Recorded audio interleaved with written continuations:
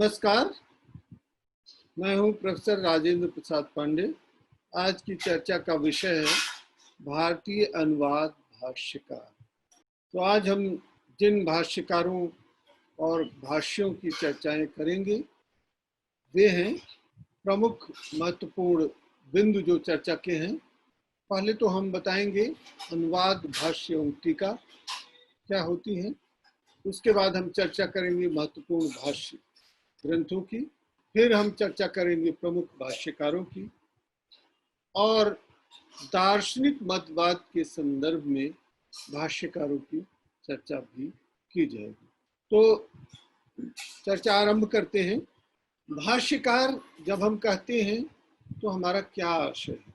जब चर्चा का विषय रखा गया भारतीय अनुवाद भाष्यकार, तो ये सोच समझ करके, इसलिए कि भारत में अनुवाद शब्द का प्रयोग तो होता था और अनुवाद को पुनर्कथन, पश्चात कथन या कथनोपरांत कथन के रूप में समझा भी गया, उसकी व्याख्या भी हुई। लेकिन अनुवाद सटीक रूप में उस तरह से नहीं होता था, बल्कि उसका विश्लेषण और विवेचन होता था, इंटरप्रिटेशन होता था।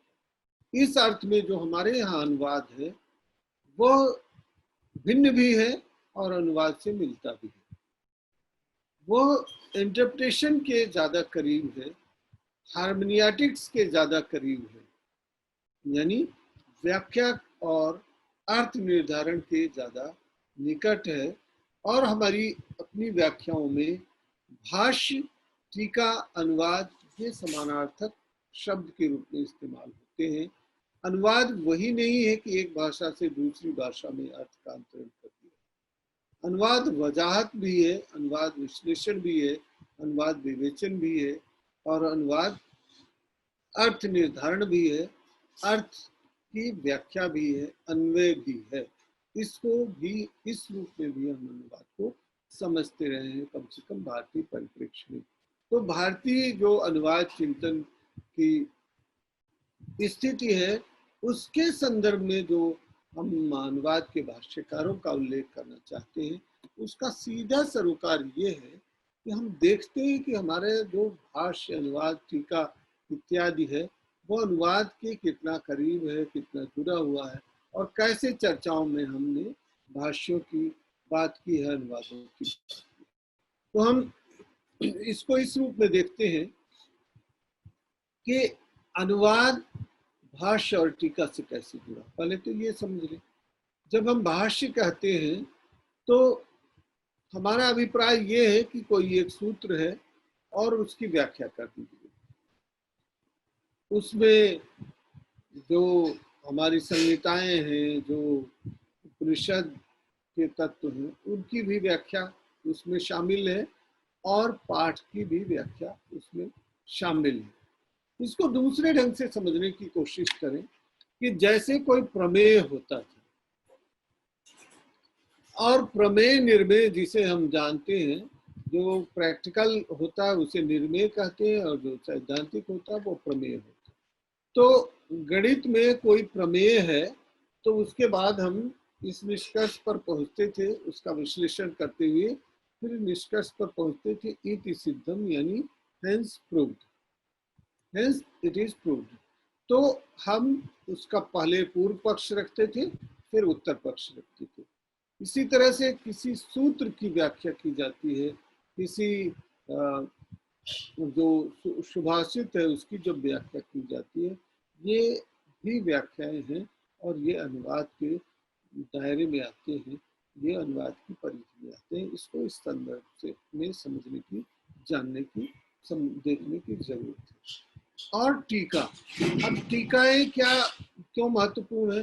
टीकाएं इसलिए महत्वपूर्ण है कि कोई चीज अगर अनुद्घाटित रह गई है, अनरिवील्ड रह गई है, इसका अर्थ ही समझ में नहीं आया है, तो उसको नए ढंग से समझने की जरूरत है, प्री टेक्स्ट उसका समझने की जरूरत है, पूर्व पाठ समझने की जरूरत है, तभी तो व्याख्या होगी। तो ये टीकाएं भी अनुवाद के दायरे में आती हैं, ये भी इसी तरह से महत्वपूर्ण है। इसीलिए उपयोगी है, इसीलिए वो संदर्भवान है। तो जैसा हमने बताया कि ये जो हमारी प्रक्रिया है अनुवाद की, इस अनुवाद की प्रक्रिया यहाँ उस तरह से नहीं निर्मित हुई है भारतीय परंपरा में अधिक, और भारतीय अनुवाद चिंतकों ने इसको अपने ढंग से समझने की जो कोशिश की है वो ये है कि हम पाठ को एक संदर्भ के रूप में देखते हैं और उसकी हम व्याख्या करते हैं। एक तरह से अगर हम मनोविज्ञान के दायरे में मनोवैज्ञानिक शब्दावली के प्रयोग से कहें तो एक फ्री एसोसिएशन, फ्री एसोसिएशन का मतलब विचार कहीं से लिया और उस विचार की प्रदीर्घ व्याख्या कर दी। हम इस प्रक्रिया में गुजरते हैं, समझने की कोशिश करते हैं। तो महत्वपूर्ण भाष्य ग्रंथ पर अब हम आते हैं कि कौन कौन से भाष्य थे। तो भाष्य मतलब जिसका विश्लेषण किया जाए, जिसकी व्याख्या की जाए, वे भाष्य कहे गए हैं, भाष्य ग्रंथ कहे गए हैं। अब ये भाष्य सूत्र भी होते हैं। जो भाष्य है, भाष्य के सूत्र भी है, भाष्य के ग्रंथ भी। ब्राह्मण जिसे हम कहते हैं, तो ब्राह्मण यहाँ ये जाति सूचक अर्थ में नहीं प्रयुक्त होता है। ऋग्वेद से यजुर्वेद में, अथर्ववेद में ब्राह्मण सूत्रों की, ब्राह्मण भाष्यों की जो बातें कही गई हैं, सब जगह ब्राह्मण भाष्य उसमें मिलते हैं। अब इसको अब फिर दूसरे ढंग से समझने की कोशिश करें कि ये ब्राह्मण क्या है। ब्राह्मण, आरण्यक, वेदांग, निरुक्त, व्यक्त्युत्पत्ति शास्त्र, ये और पाणिनि की अष्टाध्यायी और पतंजलि का योग सूत्र, ये सब हमारे प्रमुख भाष्य हैं। इसके संदर्भ में अभी हम चर्चा करते हैं कि कैसे ये भाष्य कितने उपयोगी हैं, किस तरह से अनुवाद की प्रकृति को अपने ढंग से विश्लेषित करते हैं, समझते हैं। उसके संदर्भ में हम आपकी बातें करेंगे, आपके साथ साझा। तो जैसे मैंने बताया, ब्राह्मण जो है ये एक तरह का भाष्य है। और भाष्य कहाँ कहाँ है? ऋग्वेद में भी इसकी चर्चा मिलती है, यजुर्वेद में भी मिलती है, अथर्ववेद में भी मिलती है, और ये ब्राह्मण वहाँ उपलब्ध है। और इन ब्राह्मण भाष्यों के माध्यम से जो वैदिक पद्धतियां हैं उसकी व्याख्या की गई है, उसको बताने की, समझाने की कोशिश की गई है। अब इसी तरह से हमारे आरण्यक है। ब्राह्मण आरण्यक ये नाम क्यों पड़ा? जो ब्रह्म के संदर्भ में ब्रह्म ज्ञान की चर्चा करने वाले जो भाष्य हैं और जो चर्चाकार हैं, वो उस रूप में जाने गए ब्राह्मण। अरण्यक जो अरण्य में रह करके, वे वन गमन करके लोग, जो हमारी चार तरह की मोक्ष की जो पुरुषार्थ की परंपरा रही है, तो वो क्या थी कि ब्रह्मचर्य, गृहस्थ, वानप्रस्थ और सन्यास। तो जब सन्यास लेते थे लोग या वानप्रस्थ की स्थिति में आते थे, वो एक तरह से राग विराग से ऊपर उठ जाने की प्रक्रिया में होते थे। तो इस प्रक्रिया में चीजों को समझते थे, जानते थे, उसकी व्याख्याएं करते थे। तो जो आरण्यक है उसमें भी कई सूत्र मिलते हैं, कई भाष्य मिलते हैं। जैसे उपनिषद भी हमारे इसी परंपरा में आते हैं। कुछ ब्राह्मण ऐसे हैं जो उपनिषद भी हैं। अब ये ग्रंथों की बात है। ऐतरेय उपनिषद, ऐतरेय उसके व्याख्याकार हैं, प्रवचनकर्ता उसको कहा जाता था। तो और यही आरण्यक भी है। महिदास ऐतरेय जो है, ये महिवास ऐतरेय यानी ऐतरेय जो व्याख्याकार हैं, वे उस ब्राह्मण को अपने ढंग से समझने की कोशिश करते हैं। ब्राह्मण यहाँ जाति सूचक नहीं बल्कि ग्रंथ के रूप में, इसको बार बार मैं रेखांकित कर रहा हूँ। तो उस रूप में अरण्य को देखने की आवश्यकता है और उसकी व्याख्या की गई है, उसका भाष्य किया गया है, उसको समझाने की कोशिश की गई है। अब हम आते हैं वेदांग। वेद के अंग 6 वेदांग होते। कौन कौन से? शिक्षा, जो 6 पद्धतियां थी वे शिक्षा, कल्प, व्याकरण, ज्योतिष, छंद और निरुक्त, ये 6 वेदांग थे। अब ये भी भाष्य के रूप में आए, भाष्य के अर्थ में व्याख्यायित हुए, भाष्य के रूप में ये प्रकट हुए हैं, भाष्य के रूप में ये समझा गया, जाना गया। शिक्षा, देखिए पाणिनि ने भी शिक्षा लिखी, पाणिनीय शिक्षा। तो शिक्षा, हमारे यहाँ शिक्षा शब्द बहुत पहले से चलन में था, और शिक्षा का अर्थ क्या था कि हम किस संदर्भ में इसको समझते हैं, किस संदर्भ में जानने की कोशिश करते हैं। पाणिनीय शिक्षा जो है वो शिक्षा के इस तत्व को बताता है, रेखांकित करता है। कल्प, कल्प की अवधारणा की गई। फिर व्याकरण होता था, ज्योतिष होता था, चंद्र और निरुक्त, ये सब वेदांग होते थे, इसमें हमारी व्याख्याएं उनकी मिलती थी। अब उसके बाद निरुक्त, निरुक्त को किस रूप में रखा गया?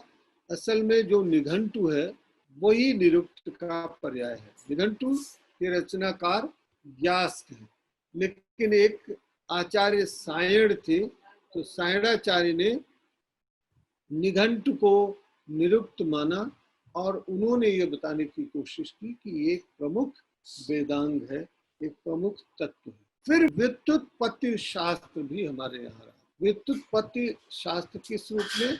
व्युत्पत्ति शास्त्र इस संदर्भ में कि हम किसी शब्द की व्युत्पत्ति की व्याख्या कैसे करते हैं, कि उसके जो सांस्कृतिक संदर्भ क्या है, उसका ऐतिहासिक परिप्रेक्ष्य क्या है, उसका आर्थिक परिप्रेक्ष्य क्या है, वो हम देखने की कोशिश करते थे, उसको बताने की कोशिश करते थे, उसको समझने की कोशिश करते थे, उसकी हम व्याख्याएं करते थे, और उसको हम अपने ढंग से देखते थे, और हम बताने की कोशिश करते थे कि कौन सा सूत्र है, उसका व्युत्पत्ति परक प्रभाव क्या है। तो व्याकरण, शिक्षा, ये व्यवहारिक जीवन से जुड़े हुए तत्व को व्यक्त करने वाले जो वेदांग है, वे थे।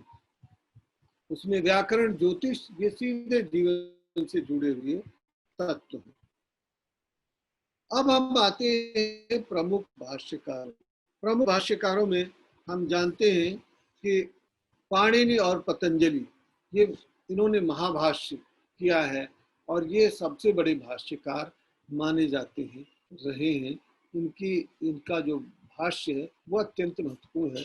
भाष्य, जैसा मैंने शुरू में बताया कि अनुवाद का एक तरह से द्योतक बन गया था, उसका जो प्रेरक बन गया था, अनुवाद का जो समानार्थी शब्द है उस रूप में ये आता है।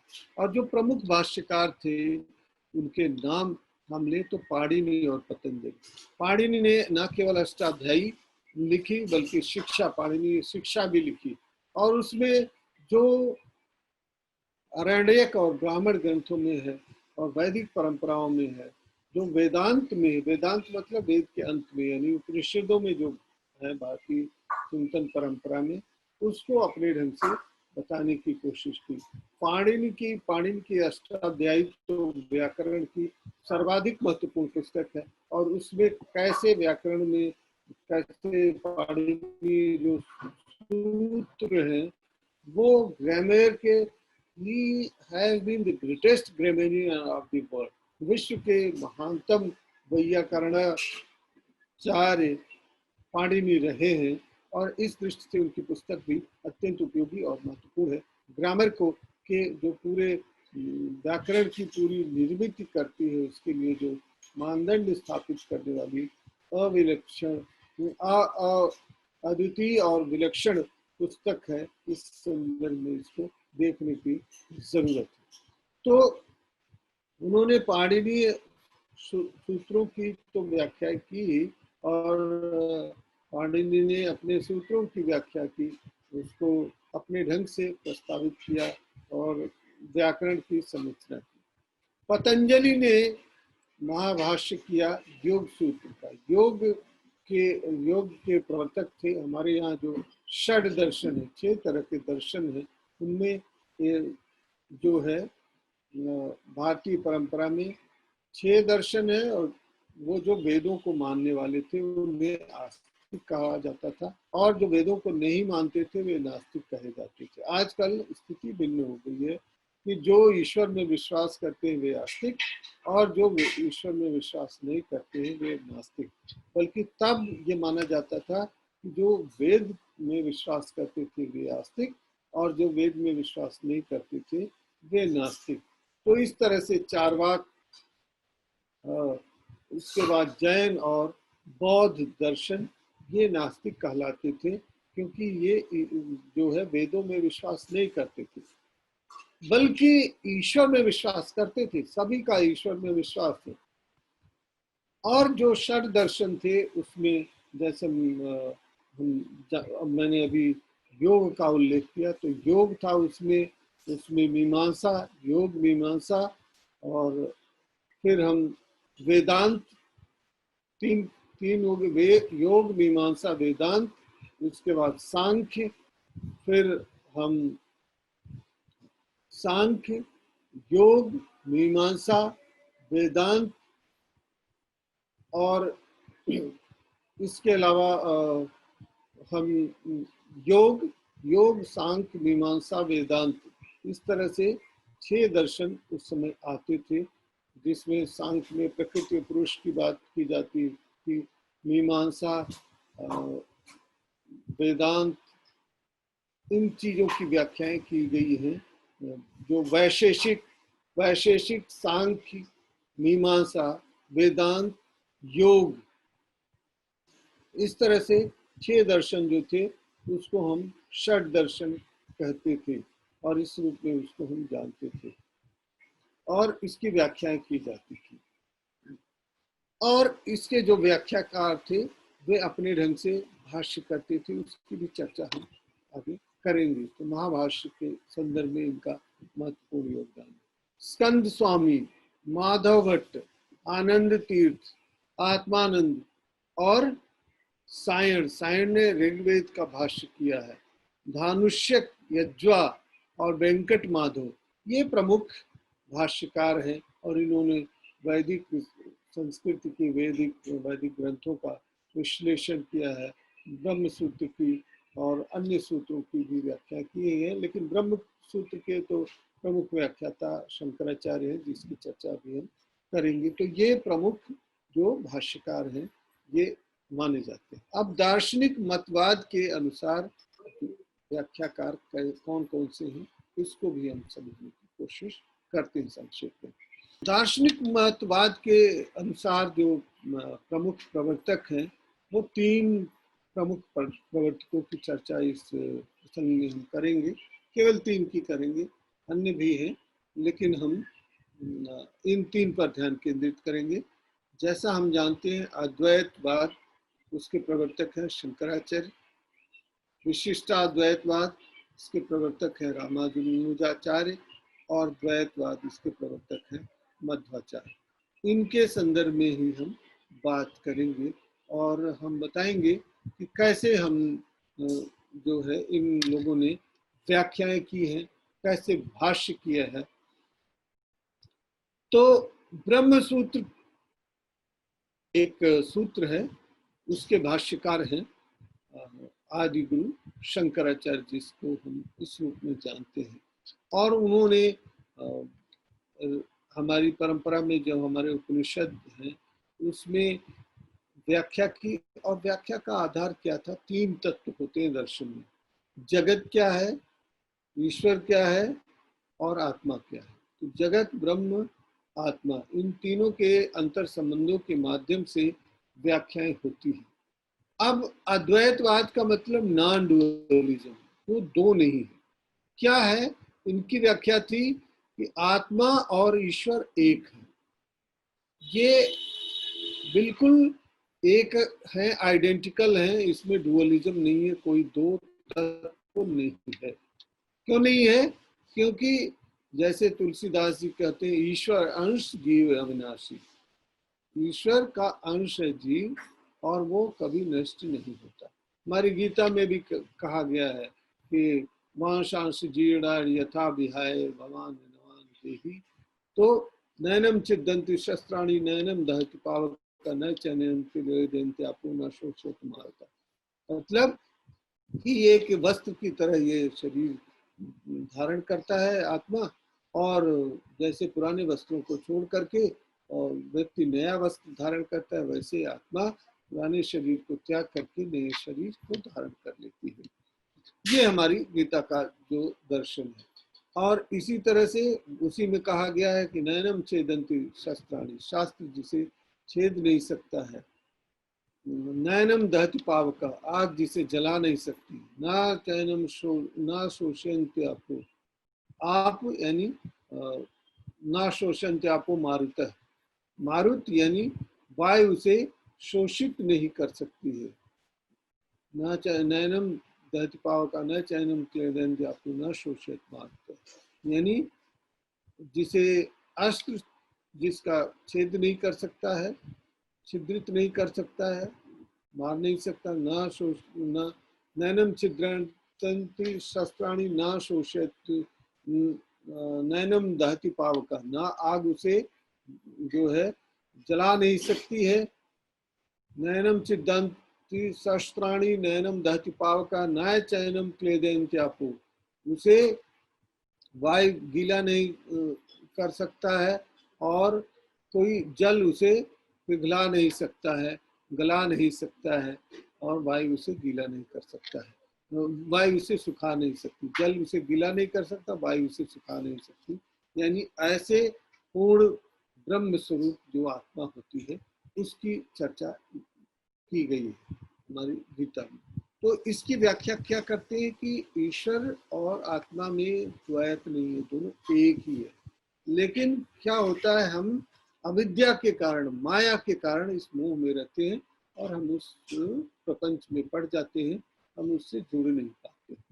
तो ये भाष्य है, भाष्य एक प्रकार का अनुवाद है। इसको कहाँ से लिया? ब्रह्म सूत्र की व्याख्या की। एक दूसरे महत्वपूर्ण आचार्य हैं विशिष्टाद्वैतवादी रामानुजाचार्य। रामानुजाचार्य ने विशिष्ट अद्वैत का प्रतिपादन किया। वे भी मानते हैं नॉन डुअलिज्म है, दो नहीं है, एक ही है। आत्मा और परमात्मा एक ही है, लेकिन वो एक अन्य व्याख्या करते हैं, विशिष्ट है। कि जो हम दिखाई देता है हमें संसार, ये प्रातिभाषिक है लेकिन प्रातिभाषिक है, अपीरेंट है। जैसे हम वर्चुअल मोड में कोई काम करते हैं तो प्रातिभाषिक रूप से लगता है। जब हम कोई फिल्म देखते हैं तो उसमें कोई घटना होती है, हमारी आंखों में आंसू आ जाते हैं। क्यों आ जाते हैं? कि हम मानते हैं कि सचमुच जैसे हमारे साथ वो घटित हुआ है, इस रूप में हम देखते हैं। तो ये जो प्रातिभाषिक सत्य है, हम ईश्वर को प्रातिभाषिक, ईश्वर को तो अपूर्ण मानते हैं, अनंत मानते हैं, लेकिन जो जगत है और हमारे आसपास की जो स्थितियां हैं उसको हम प्रातिभाषिक मानते हैं, प्रातिभाषिक सत्य मानते हैं।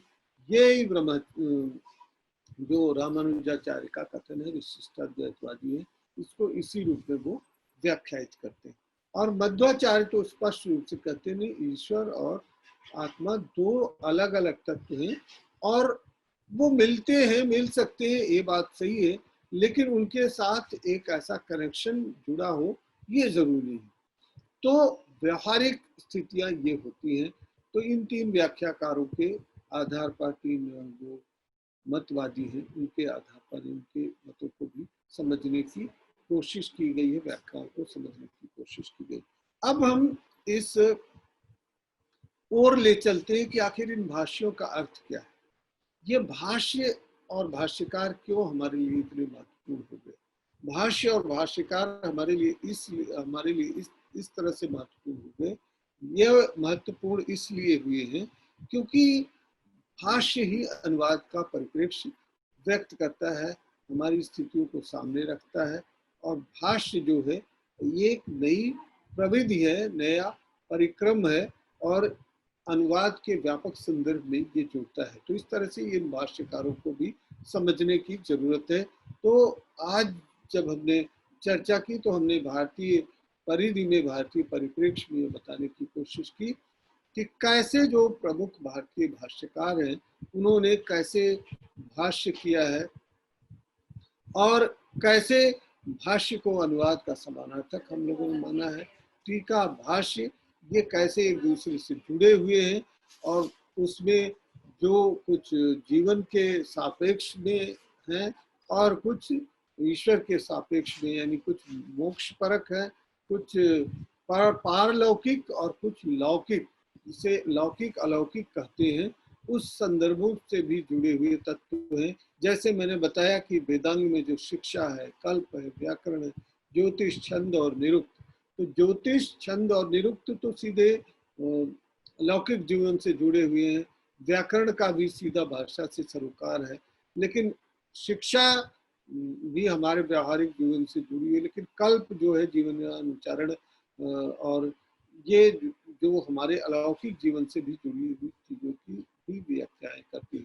लेकिन इसमें सबसे ज्यादा महत्वपूर्ण है व्युत्पत्ति शास्त्र। व्युत्पत्ति शास्त्र में हम अर्थ के व्युत्पत्ति यानी जो जेनेसिस है उस तक पहुंचने की कोशिश करते हैं और उसके मूल तत्वों, मूल धातुओं की व्याख्या विश्लेषण करते हैं। और हमने ये भी बताने की कोशिश की कि कैसे ब्रह्म सूत्र की व्याख्या करके शंकराचार्य ने एक नए भाष्य को निर्मित किया और उसके बाद फिर उसकी व्याख्याएं होती रही।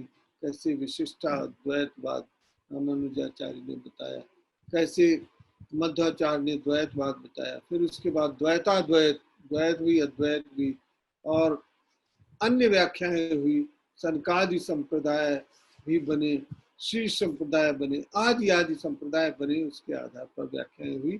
ये व्याख्या ही एक तरह का अनुवाद है, ये भाष्य ही एक तरह का अनुवाद है। और प्रमुख भाष्यकारों ने कैसे ब्राह्मणों का भी भाष्य किया, जो प्रवचन करता थे वो भी एक तरह से भाष्यकार थे, और उन भाष्यकारों ने ही कई बार ब्राह्मणों की रचना की, उपनिषदों की रचना की। ऐतरेय उपनिषद इसका एक प्रमाण है। तो इस संदर्भ में भारतीय परिप्रेक्ष्य में भारतीय भाष्य और भाष्यकारों का हमने संक्षेप में परिचय दिया।